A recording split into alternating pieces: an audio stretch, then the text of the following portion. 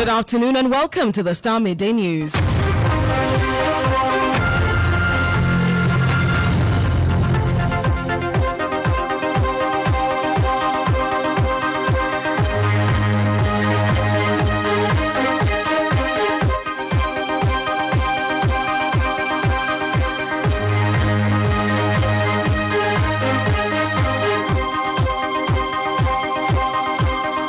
And coming up in the bulletin, Supreme Court dismisses both Richard Sky and Amanda Odoe's actions challenging the passage of the anti-LGBTQI plus bill, describing the suit as premature.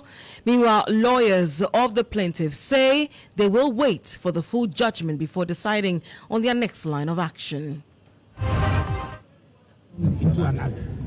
Therefore, we had no right to come to court. But please, for now, it is just a tip of the iceberg. It doesn't matter. There have been instances where there's been a 5-0 and an appeal.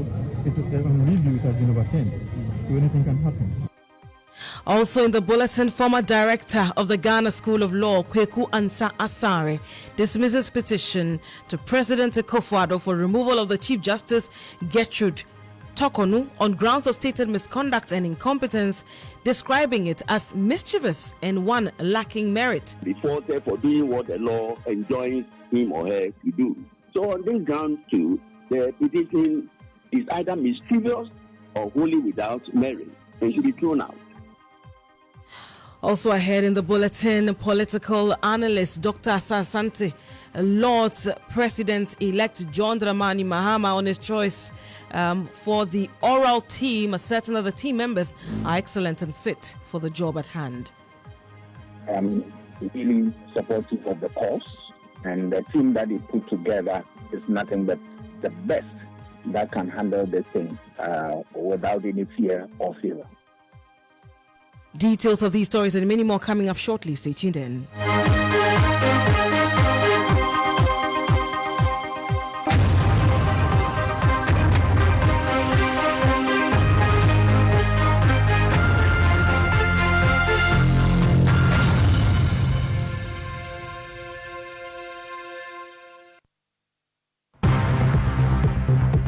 Star News is coming to you live on Ultimate 106.9 FM in Kumasi, Empire 102.7 FM in Takrady, Zeps 95.9 FM in Zebila, Nissim 100.1 FM in Lamshao, My Star Radio in the USA, also live on Facebook on Star 103.5 FM and on starfm.com.gh around the world.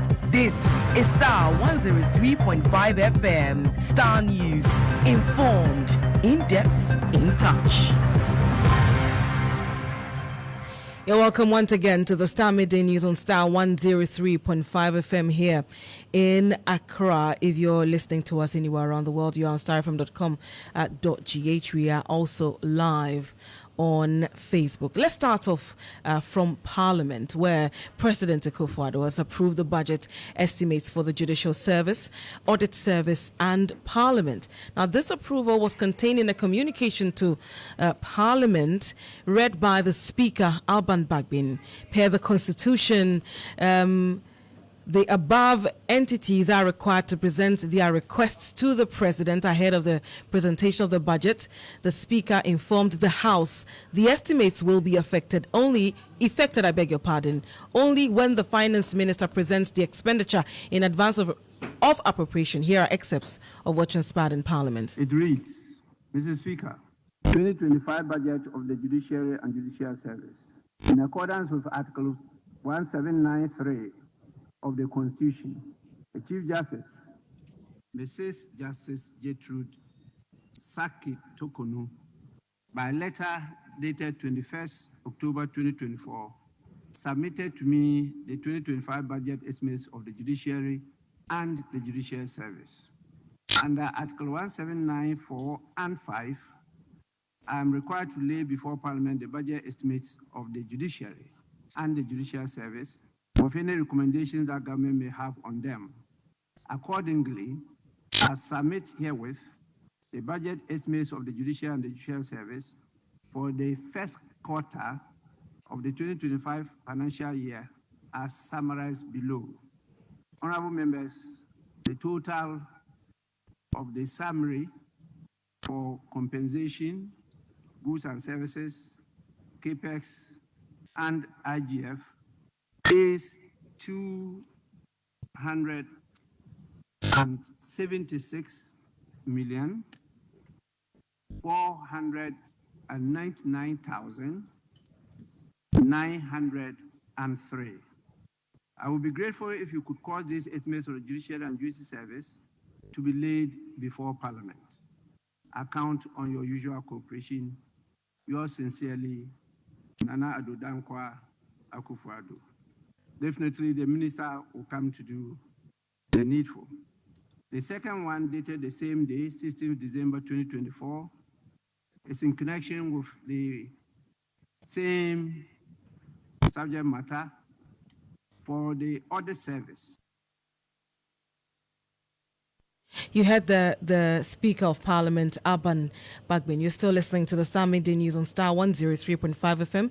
Let's move on and talk about issues relating to the Human Sexual Rights and Family Values Bill. In a 7-member panel of the Supreme Court, presided over by Justice Lovelace Averill Johnson, has unanimously rejected a petition filed by broadcast journalist and lawyer Richard Delasky and Dr. Amanda Odoy. The petition challenged the legality of the Human Sexual Rights and Family Values Bill. The plaintiffs sought a declaration that the bill, which has sparked significant national controversy, was unconstitutional. Let's return to the studio and speak to Murtala Inusa. He was in court for us. Murtala, what was the basis? I mean, I think I've mentioned a few there. The court saying that the case lacks merit. What more reasons did it adduce for this position? So what is clear is that we have to wait for the full reasoning of the Supreme Court by Friday, by close of Friday. That is what the Apex Court said. But what is clear also on the face of the decision that they have delivered today by way of their judgment was to the effect that, look, if you take Richard Sky's rate, for instance, it has no legs for it to stand. There's no foundation. The rate as it is, which was brought to the Apex Court, was premature because it was at the time that the Supreme Court, the Parliament was now considering there were processes to deal with the bill and all that. So he would have a course for the Supreme Court to look at if he had held on, wait for the bill to have been passed, gone to the presidency, and for the presidency to have taken the decision or assent to it. Then when he comes to court, now there's a cause for the Supreme Court to look at it. So the first requirement of the fact that the nature of the writ brought to the Supreme Court, it failed on that leg. It is premature, and the Supreme Court said it cannot entertain it. Like I said, the full reasoning should be available as per the panel by close of Friday for the parties to get copy and understand fully what their reasons were. But if you take the leg of, I told you that these two cases are similar in nature, but the Apex Court were resolved to deliver two separate judgments. In relation to that particular one from Dr. Amanda Odoy, the Apex Court also held a similar view and said that, look, it was same processes, so you cannot invoke the supervisory jurisdiction of the Supreme Court has not been properly invoked. And when we come to the Supreme Court has an inherent jurisdiction where, look at Commonwealth nations, countries, where practices that can be adopted. The Supreme Court had that jurisdiction. Supervisory jurisdiction where the Supreme Court has the power to supervise or look at cases in all the other courts below it. And of course, the original jurisdiction when it comes to constitutional interpretation or not. In respect of this, the Dr. Amanda Odoy and his lawyers and her lawyers, I must say, were inviting the court to look at or review the kind of decision that has been taken by Parliament. And this court, the Apex Court, is saying that, look, it is also premature. The supervisory jurisdiction of the Apex Court has not been invoked. For that matter, this very case cannot also stand. So in totality of the two writs, one from Dr. Amanda Odoy and Odoy. You mentioned this morning we had. Okay, so both have been dismissed. Essentially, they had no grounds. They have no grounds. They have no legs to stand. Absolutely. And so the Supreme Court heard that it is premature. It's premature, essentially, which many analysts had argued when the case was sent to court. It will be interesting in the coming days what would happen in Parliament. Yes. Whether would see the Speaker have the bill retransmitted to the Jubilee House. You note that when the issue about the speaker and then Afenyo Markins came, when the speaker was addressing the nation, the media, in fact, one of the things that he said was that he has directed the clerk of parliament to transmit the bill to the presidency. We haven't heard anything then. But what is clear from the judgment of the Supreme Court is that there's nothing that stops parliament from transmitting the bill to the presidency for its assent. So now the way has been cleared. The president can receive it, parliament can transmit it. But of course, the parties in the matter, specifically the plaintiffs, say, look. Well, they have been reacting to this, they've been right? reacting to this, and let's listen to them. Okay. So we'll first hear from Richard De La Sky's lawyer in the person of Abedu.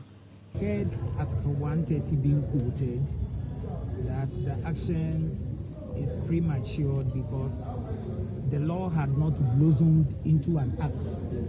Therefore, we had no right to come to court. The bill had not blossomed into an act. Therefore, we had no right to come to court. But please, for now, it is just a tip of the iceberg. Let's get a full judgment. Look at it with the lawyer's lenses, then possibly advise our clients on the next step to take. Councillor, what's the next line of action? I know you are saying that we should wait to go through the judgment, but in any case, are you considering further action? It will be very preemptive. As professionals, it will be unethical without seeing the full judgment to conclude that you take a further step. So I will plead with all of us. In fact, it is constitutionally binding that we act within the constraints of the law. So please, let's all exercise some restraint until we read the full judgment. Then we advise ourselves of the next step to take.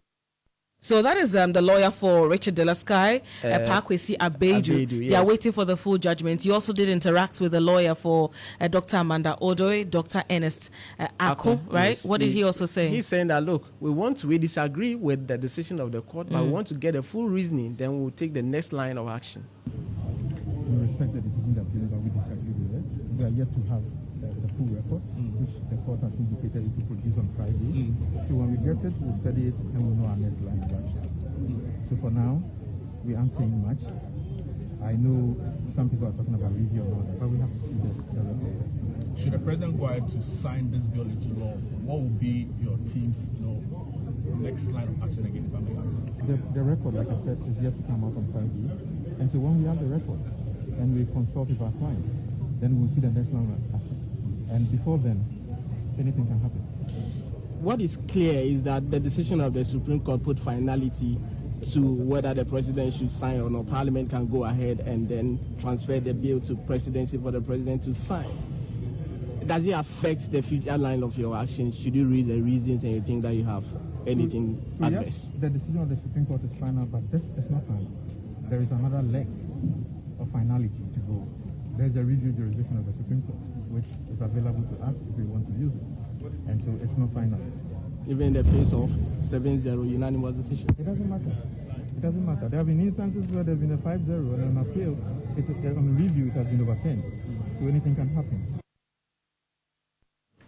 So that is lawyer for Dr. Amanda Odoi, hoping that at some point in time when they decide to go for review, the decision will be overturned, despite the fact that it's 7-0 unanimously. So he's so confident that after receiving the full reasoning, they can seek conference with their clients and they take the next line of action. So for now, the issue about the anti-gay bills or bill cases at the Supreme Court is saying that both cases have no leg to stand. All right, thank you very much, Mutala Inusa. We wait to see in the coming days what will become, or what the effects of this would be. You're still listening to the Star Midday News on Star 103.5 FM. Let's move on to another topical issue. Still has to do with the judiciary. This time around, its head, the Chief Justice. Well, former director of the Ghana School of Law, Kweku Asare, has dismissed a petition to President Akufo-Addo for the removal of the Chief Justice Gertrude Tokonu. Now, Ghanaian legal practitioner based in the U.S., Professor Kweku Asare, petitioned President Akufo-Addo for the Chief Justice's removal on grounds of stated misconduct and incompetence. The petitioner accuses Justice her leadership, Justice Tokon, were violating constitutional and administrative principles, claiming that her actions have compromised the credibility and integrity of the judiciary. Well, speaking to me on the Morning Star, Kweku Ansah believes that he argued that the petition lacked merit. Have a listen to him. It's not specified, but because it is a procedure, I guess it will be in 1 week or 1 day or 3 days or 1 month, because we are dealing with the office of the Chief Justice. The office of the Chief Justice is quite significant, position in the Constitution. Mind you, the Chief Justice, constitutes the third arm or branch of government. So we are dealing with a very sensitive matter. I have so hard evidence that the incumbent Chief Justice has done any such thing. What I have been hearing, when I put my ears on the ground, is that sometimes he interferes by calling judges and telling them. In fact, to be honest with you, I myself, I have sued the judge and I'm praying for an order directed at the Chief Justice to transfer this particular judge who has remained at the same post for over 15 years. So if the Chief Justice herself felt that that particular judge ought to be transferred and she transferred that judge, what wrong? It wouldn't, occasion any injustice. Administratively, the judges have to be routinely transferred. So if the Chief Justice exercises such power or authority, she should not be impeached for doing what the law says she can do. No one can be faulted for doing what the law enjoins him or her to do. So on this ground too, the petition is either mischievous or wholly without merit and should be thrown out. You heard the former director of the Ghana School of Law, Kweku Ansah, speaking to me earlier on the Morning Star. Let's pick another perspective to this particular petition. We have been joined on the telephone line now by a private legal practitioner, Nanakwesi Boate. He's joined us over the telephone line. Thank you very much, sir, for joining us here on the Star Midday News. You're welcome, Nadine. All right, so great. Now we spoke to the former director of the Ghana School of Law, Kweku Ansah. He believes that this petition is without merit and in fact is mischievous, and is urging the outgoing president not to act on it, and is also admonishing the incoming president not to also act on it, and it would amount to him starting his administration on a very controversial note. You have also had the chance to look at this petition. Do you believe that it is without merit, or what are your thoughts on it? Yes, Nandini, I don't think it's up to me or anybody to determine at this stage whether the petition is or without merit. Article 146 is quite very clear. When a petition for the removal of the Chief Justice comes, 6 says that the President shall, acting in consultation with the Council of State, appoint a committee consisting of 2 justices of the Supreme Court, one of whom shall be appointed the chairman by the President, and 3 other persons who are not members of the Council of State, nor members of Parliament, nor lawyers. So this committee of 5 has to be constituted. It is up to that committee of 5 to go into an inquiry in camera and determine whether or not the Chief Justice should be removed. Now, I do not think that all the evidence a person has in support of an allegation for the removal of a Chief Justice can be put in the petition. So the reason why this is supposed to be heard in camera is that there are certain things that could well come up in the course of the inquiry, which may, be national security issues or have national security implications. I think that any, reasonable person writing a petition knowing well that in this day and age it may come out, they not put everything in the petition. So I think that when a committee of inquiry is, and the president, in fact, per the tenure of the Constitution, that not even has the discretion to determine whether or not to form the committee. He just simply has to do it. Of course, unless the Council of State, because you'll be acting in Council of State, unless the Council of State advise that, he should not form the committee. And I doubt that even in the tenure of Article 146, the Council of State can give such an advice. I think that the advice will be in relation to who becomes a member of the committee. The committee has to be formed. and they will do their inquiry. If the committee comes to a conclusion that the petition is frivolous, then so be it. But I can't sit here and looking at what has been put in the newspaper determine whether or not the petition has merit. And I honestly do not believe that anybody also has that. That's all right. Thank you very much for speaking. Sorry. Quickly conclude. Yeah, no, I was saying that more so, with all of these allegations having been thrown into the public domain, it is in the interest of the Chief Justice that she be heard and cleared or otherwise. Okay. Thank you very much for speaking to us. You had to speak to a private legal practitioner, and Anakwesi Boati, picking his thoughts on the petition that has been filed for the removal of the Chief Justice. You're still listening to the Star Midday News on Star 103.5 FM. Let's turn our attention to issues relating to the Operation Recover All Loot that was promised by the incoming NDC administration on the campaign trail. As we do know, there's a 5-member team that has been constituted to at least start receiving reports from the public in relation to this particular promise. Well, former director of the Ghana School of Law, Kweku Ansah, has urged President-elect John Dramani Mahama to reconstitute his anti-corruption team. Well, it follows the announcement of a team by the incoming administration tasked to gather information from members of the public and other sources on stolen state assets ahead of the flagship Operation Recover All Loot program. Here are excerpts of a statement signed by the spokesperson of the NDC transition team, Felix Fusukwachi. As a preparatory measure towards the rollout of His Excellency John Dramani Mahama's promise to recover proceeds of corruption and hold persons responsible for such corruption accountable when he resumes office, a team has been set up to receive and gather information from members of the public and other sources on suspected acts of corruption. The team comprises the following individuals: Honorable Samuel Okujeto Ablakwa as chairman, Mr. Daniel Domilevo, former Auditor General, COP retired Nathaniel Kofi Boache, Mr. Martin Kwebu, private legal practitioner, Mr. Raymond Archer, investigative journalist. Anti-corruption with Operation Recover All Loot, also known as ORAL, as a major plank, formed a core part of His Excellency John Mahama's policy platform in the 2024 campaign, and he intends to hit the ground running on these commitments.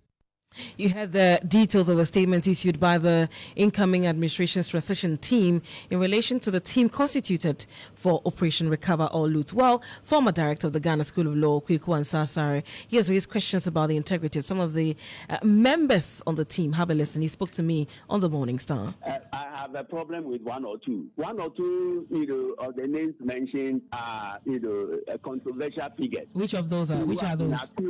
For instance, Kofi Boache, had to the presidential commission for state misbehavior, corrupting. There's this Benjamin saying that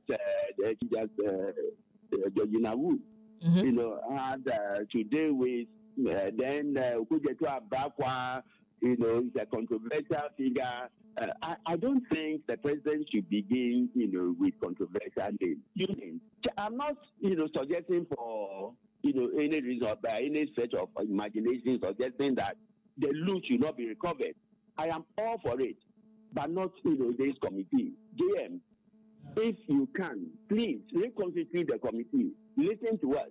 Some of the people on the committee are themselves looted, so they will just be whitewashing. You mentioned that some of the people on the 5-member team are they themselves looters. Can you point to any of them?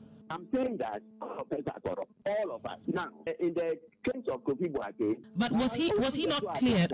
Was he not cleared and reinstated? If you're cleared, is as good as new, right? I'm saying that whether he was cleared or not, expropriation, has a lot to do with who is in power.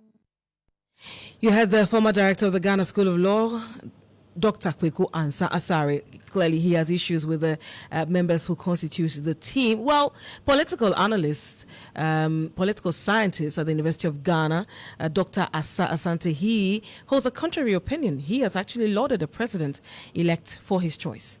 The body is a good one. The work they are going to do is part of our process to strengthen the frontiers of our governance architecture in this country. And all these processes, issue about corruption and investigation leading to it, is in line with the tenets of our constitution and that of the governance. And so I'm really supportive of the cause, and the team that he put together is nothing but the best that can handle this thing without any fear or favor. You have the political scientist at the University of Ghana, Dr. Asa Asante. Let's find out what you're saying on social media in reaction to this. And Nanama Aqua has joined me in the studio. Nanama, what are people saying? People seem to be excited about it. Social media is really buzzing. And when we go straight over to Facebook, we have Samuel Okujuto Oblakwa, the chair himself, who says that he's humbly accepting the chair to chair this oral team with a profound sense of duty, integrity, and patriotism. We are grateful to the President-elect, His Excellency John Dramani Mahama, for the confidence reposed in us for God and country, Ghana first. We also have Professor Jampo, who says, Pebu, Kofi Boachi, Ablakwa, Domlevo, and Raymond Archer. This is a show of seriousness. Let all stolen monies, lands, and state properties be returned with alacrity. I fully support the Operation Recover All Loots. Then when we go over to Araba Kumson, she says, it appears the NDC has hit the ground running with the Operation Recover All Loot. We move over to X. We have Fentuo, who says, the men for John Mahama's Operation Recover All Loot is packed. When we scoot on over to Instagram, we have Mechi, who says, I knew Malik wouldn't be part because how? That guy makes aggressive. He can beat someone whilst asking questions. We have Sarah, who says, hey, problem day. This team is more than Terminator Part 10. You also have Fly High. It's about time. I'm pretty sure most of the NPP politicians have bought plane tickets to run away. The next comment says, people are going to be disappointed at the end. Trust politicians at your own peril. We also have here, solid team. Now I know I didn't vote for you in vain. Every loot must be required. And our last comment is from AMG Birdman, who says, can someone repeat it after me? Say heat. I am Nanama Aqua. Back over to you. Thank you very much, Nanama Aqua, with the reactions on social media. You're still listening to the Star Midday News on Star 103.5 FM. Let's now bring you the very latest in the world of sports. And Jones Haji is here. Good afternoon to you, Jones. What's in sports? So heat, yes. Let's start off from Ghana's amputee football team, the Black Challenge. They have been confirmed as participants for the 2026 WAFF World Cup by the World Amputee Football Federation. Ghana qualified for the World Cup in April when they won the Amputee AFCON in Egypt and have now been confirmed alongside Morocco, Algeria, Nigeria, Angola, Liberia, and Egypt. Coach of the Black Challenge, Stephen Richard Obin, says being confirmed as participant means a lot to the team. After they missed out on the last edition, he also called for support for the team as they begin preparations. Confirmed in participating in the 2026 World Cup. It means a lot to me, it means a lot to the team and the players and Ghana as a whole. The last World Cup, we were disqualified, even though we qualified, but some one or two teams disqualified us. So it means a lot to us. This is the time to prove to Ghanaians that, yes, we are not just African champions. We can go to the world and explore and excel. So it's a great privilege for us, and we are praying and going to work harder. We're not going to let Mother Ghana down. And we will use this opportunity to call for support, because we will have to use 2025 for full preparations for the team. So we can do our best for Mother Ghana during the 2026. We call on the President-elect and other companies to open their doors for us so we can get sponsorship to prepare the team for the World Cup. All right, that's all for sports. Now, back to you. Thank you very much, Jones Haji, with the very latest in the world of sport. Let's quickly take a dash to Parliament, because an unidentified man has been arrested for vandalizing cars in Parliament. Ibrahim, what more can you tell us in relation to this troubling story? Well, so the unidentified man in his white jalabia appeared from nowhere in Parliament, and I'm sure many people will be asking questions about security in Parliament. Let me paint a picture as what's happening. So Parliament is currently in session, and the place of meeting is not your usual chamber of Parliament. So Parliament has now moved to the Grand Arena, close to the International Conference Center. And so the eyes of the security will not be at the main chamber. That's where this vandalism took place. So once Parliament is busy undertaking its activities at the Grand Arena, this gentleman went to the main precinct of Parliament, the chamber, the original chamber of Parliament, and he had this metal object in his hands. What he was doing was to hit any vehicle at all that was on site, until the security men there decided to move in, question him, and then apprehended him, seizing in the process that metallic object, something like a hoe, that he was holding, using for this particular exercise. We are unable to tell the identity of the gentleman as we speak, but suffice to say that he's in the police custody here in Parliament. Now, and he's in the video, he's seen or heard also saying a few things. What exactly is he saying? Well, many of the things he said were inaudible, right? But then you struggle to understand what he's talking about. But I suspect that all might not be well with this gentleman mentally, given the behavior he put up, especially during his arrest. Now, all right, thank you very much. Ibrahim Alassan is our parliamentary correspondent and bringing us the details in relation to some development in Parliament. And an unidentified man has been arrested for vandalizing cars in Parliament. Definitely we'll be following this and we'll bring you the details in our subsequent bulletins. But a video of the man in question and the arrest is on our various social media handles on Starr 103.5 FM as well as GH1 television. So in the video you see an implement that he used to smash a windscreen of one of the vehicles, the Land Cruisers in Parliament. But this is how we wrap up today's edition of the Starr Midday News on Starr 103.5 FM.